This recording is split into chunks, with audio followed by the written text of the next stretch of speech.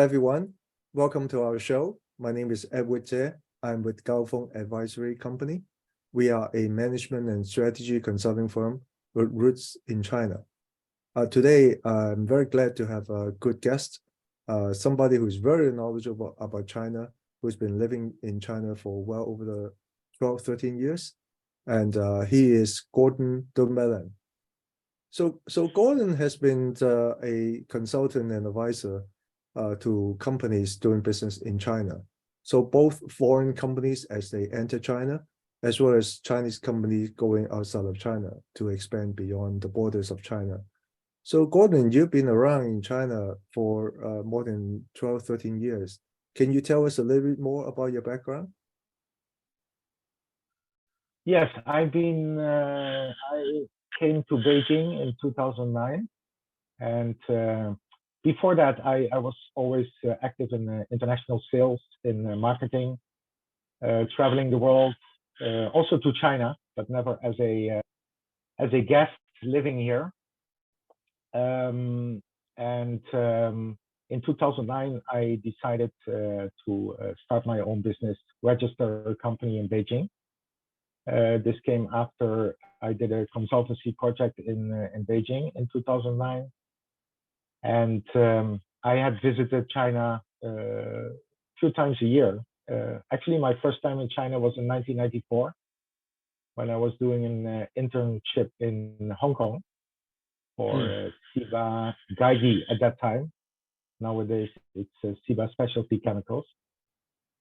And at that time, I already visited Shanghai and Beijing as well. And even the town at that time, Shenzhen. Now it's a metropolis, but at that time it was still a town. Yep. So in 2009, I decided, because of my interest, my curiosity, and it's now or never. And I said, okay, let's dive into the world of China. And I managed to stay for 13 years, and I hope many years more. What's your impression about China so far during this 13 years being in China? It has been, of course, it has been positive. Otherwise, you cannot survive for 13 years in China. But it has been, I sometimes call it a roller coaster, because even though I was familiar with China and I read about China, I visited numerous times, but being a visitor to China is something completely different from being inside China, being part of China, as I call myself an immigrant. So that's a completely different world. So even you think you are prepared, and I had 15 years of experience. I used to live in Southeast Asia for a couple of years. But when you start living in China, when you start building your own company as an entrepreneur, it is completely different. You have to start from zero again. And it has been a fantastic ride, full of challenges. But I think the past decade, I learned a lot about myself, more than any other decade in my life up till now. How do you develop insights on China? Actually, there is not a roadmap. So it's actually my personal experience. And when people ask me, I always think about, I have 4 C's in this. And the first one was, like I just said, I thought I was well prepared. I had my business plan ready. I had relations in the field, in the food industry field where I'm working. I had some knowledge about China. So I was ready to go. I was full of confidence. That was my first C. But that didn't take long. And the confidence didn't take long. When I really started working in China, it was really, I did the registration together with my business partner, who I met during my consultancy project, and we did all the steps by ourselves. So this confidence quickly took to a inner confrontation.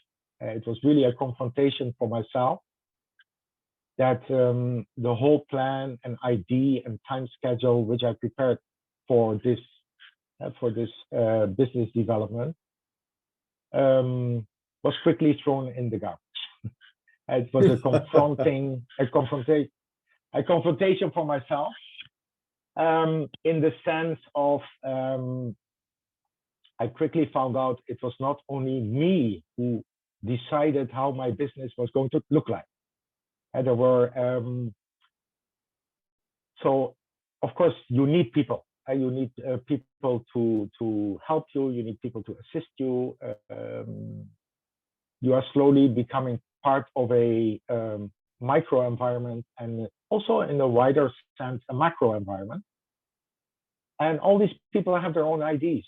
All these people have their own suggestions, and all these people have their own ambitions and time schedules. And we have to adapt to each other. So it's not only about me setting the tone and the speed of my own business, it's actually the environment around me who is deciding as well. And this is not only for the registration. The registration, of course, as in almost any country, you are prepared for some delays here and there, or maybe you have to move left a little or move right a little. But the fact that actually you don't see the roadmap as clear as you wish to see, especially coming from a North European culture, where you are really attached to control and setting your roadmap and time schedule. And here I was quickly lost. I was in the hands of my environment, of relations, of course also of myself. But so that was a confrontation with which I had to deal. During your 13 years in China, China has been developing very, very quickly. There's a lot of changes. So how would you describe China to your clients? Because many people are actually very surprised on how quickly China has been evolving. Yes, China has, especially in the last 10 years when I was living here, have been living here, but also before that. I always tell people China is a kind of organism. It's a holistic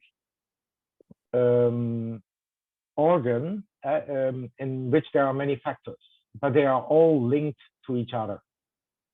And this is sometimes quite west, where we can analyze more in separate entities. But in China, everything is linked to each other, and you don't. It's very difficult to separate different perspectives from other perspectives. And I give this example, a comparison to your body, to your own body. There is no body expert. When you go to a hospital, you have different. You have a doctor for the heart. You have a doctor for your eyes. And in that sense, there's also not a China expert. Many people talk about China and give their perspectives, but it's a very diverse society. It's a very diverse culture with really a lot of perspectives. And how you move into China is being inside that organism and knowing that you are not alone. It's not your path. It's the path in where you move. So it's a holistic thinking which you should do for business as well as personal. What are some of the common misperceptions about China from the West? People from the West, what would they typically miss about China? I think it's first of all the diversity. China is very diverse. It's diverse in cultures, in regions, in ethnicities,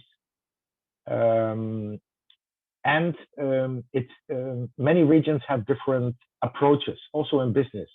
And when you go to Guangzhou, it's very different than going to the Northeast, for example. And you should keep that in mind. It's not one market, it's a continent. It's a continent full of diversity. Secondly, we often believe in the West that Chinese people are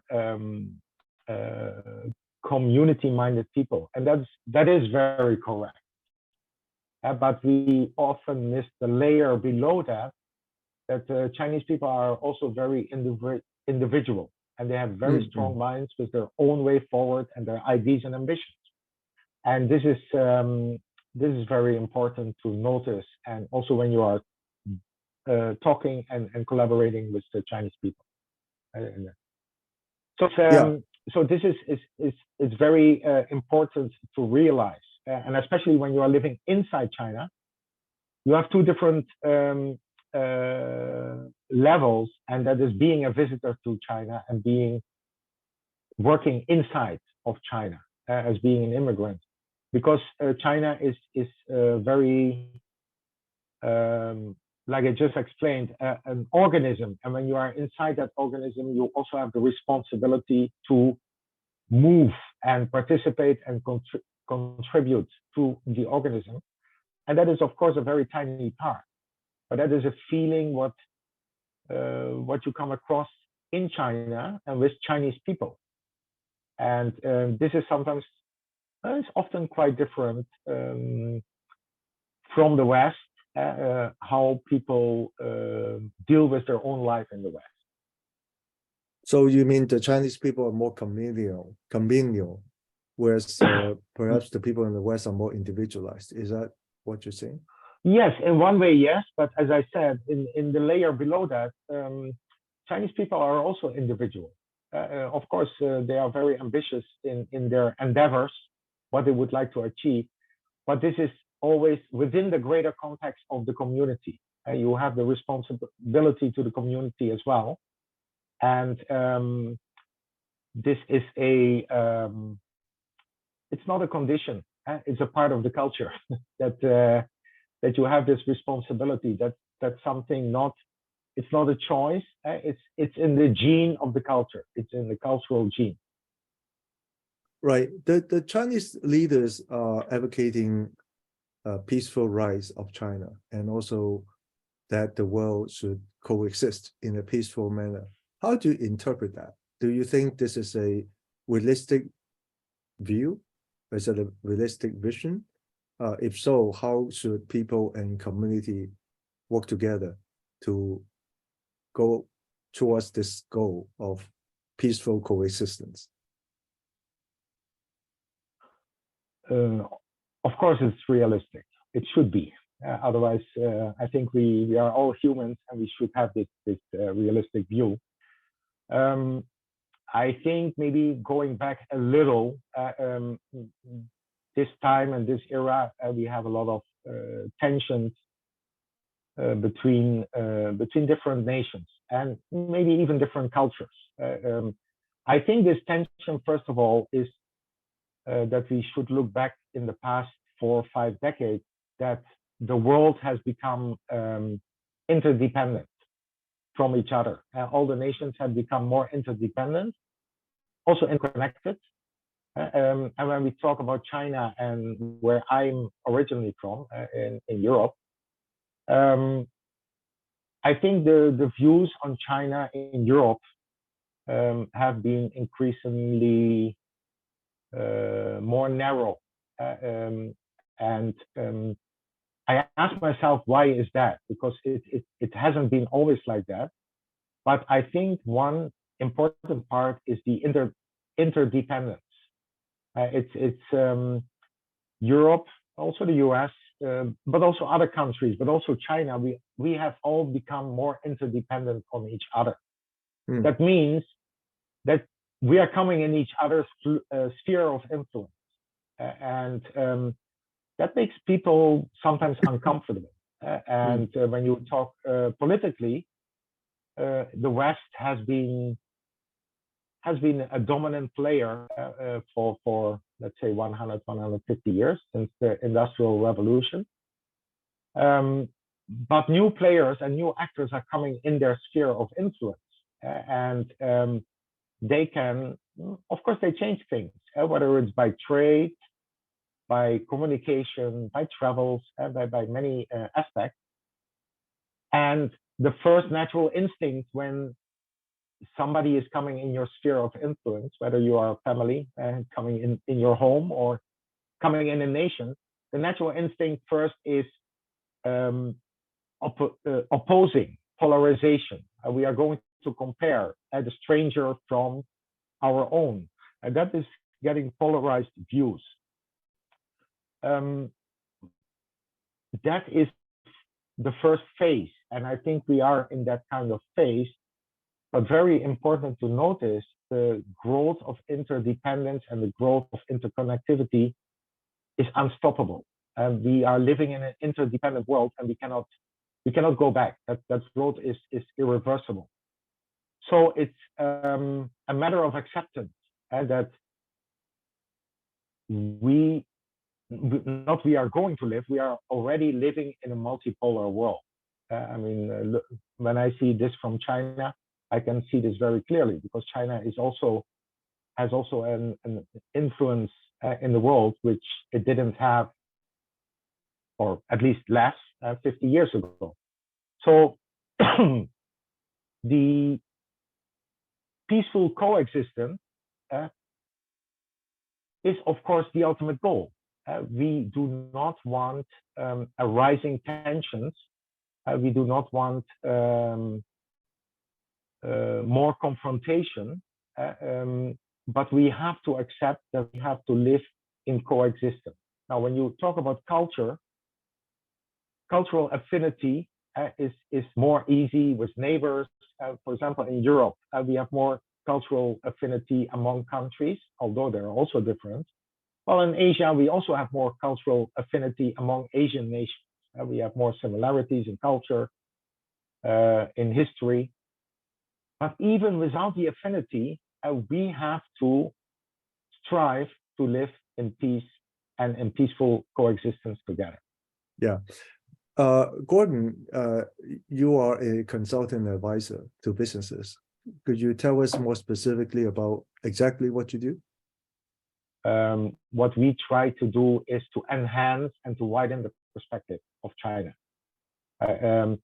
Especially in terms of business, when people are interested in business in China, it is a contract. China is not just another export market.